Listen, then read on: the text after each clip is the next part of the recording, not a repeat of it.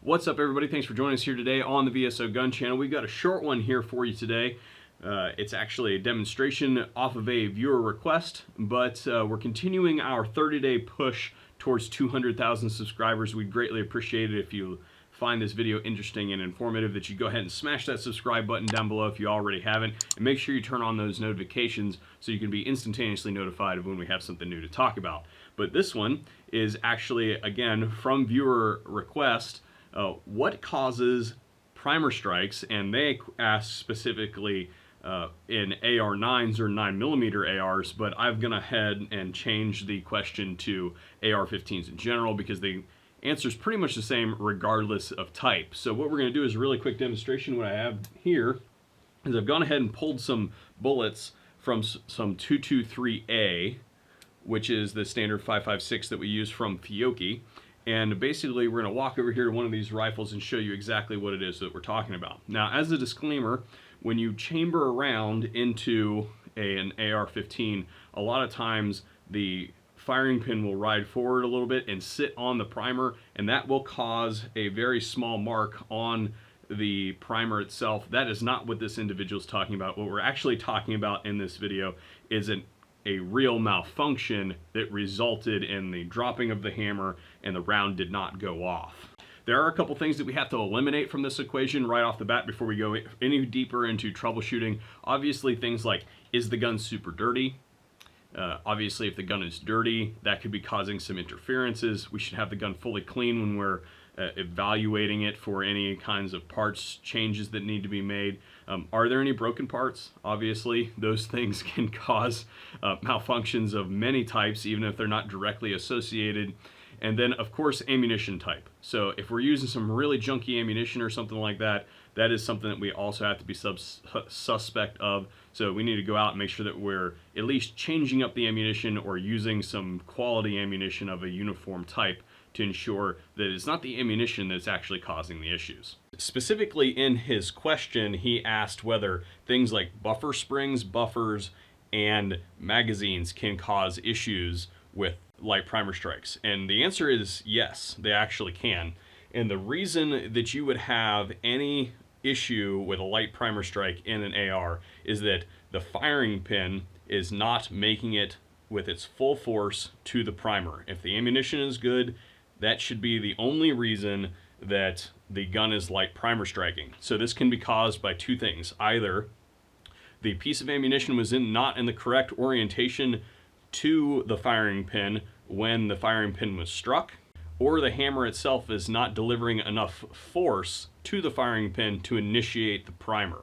So the first one is really easy. We need to pull these two pins right here, get down inside there, take the trigger pack out, put a new hammer spring and new trigger spring into that gun, and see if that resolves the issue. So if it's still light primer striking with a new hammer spring and a new trigger spring, then that means it's got to be an orientation issue.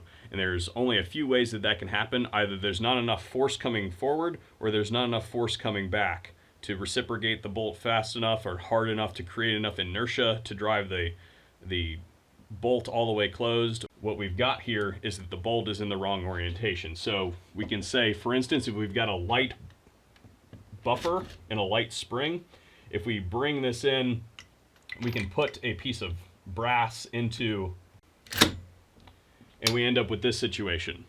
It's actually sitting in there like this, or like this, where the actual face is, where the round is actually outside of the recess of the bolt. Obviously, if this firing pin comes forward and the brass is sitting here hovering outside of the thing, sitting on top of the extractor like that, you pull the trigger and nothing's going to happen. And if we watch this thing right here, when I pull this trigger, you'll watch the bolt ride forward ever so slightly. You can see it is not attached. When I pull that back, the brass is still in the chamber. But now if I let it fly, you can see that bolt is all the way forward right there. If I drop the firing pin right now, if I do strike, then we're going to get a pop. So what we've got going on here is a live primer and a fresh piece of brass, and this is going to demonstrate what happens if we don't have enough force coming forward from the spring and buffer combo, or enough force coming back from the buffer system, or potentially we have excess spring tension coming up from the magazine that could cause this thing to stop short of getting in full battery. Now, do note that we are properly hooked onto the extractor here, so this means that the round is in the correct orientation in the chamber. It's just that the bolt won't be in the correct orientation relative to the cartridge. So again, this can be caused by an excessively loaded magazine, insufficient gas, or insufficient force coming forward from the recoil system. So I'm just going to provide a little bit of pressure here, and then what we're going to do is we're going to ride it forward. So now you'll notice that we're just slightly out of battery, and if we drop this, then this thing will close.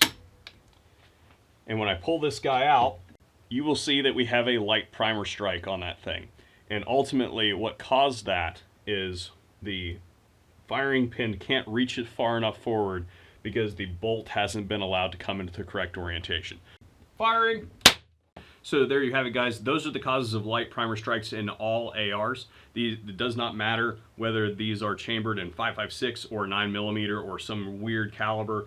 The AR will do all of these things, and it just depends on cleanliness, parts condition, as well as the kind of balance that we have in the gun. Now, this is most commonly prevalent in home-built ARs, where you have issues with, yeah, I just took the standard spec of stuff and threw it in the gun, and a lot of guys don't have a whole lot of experience troubleshooting guns.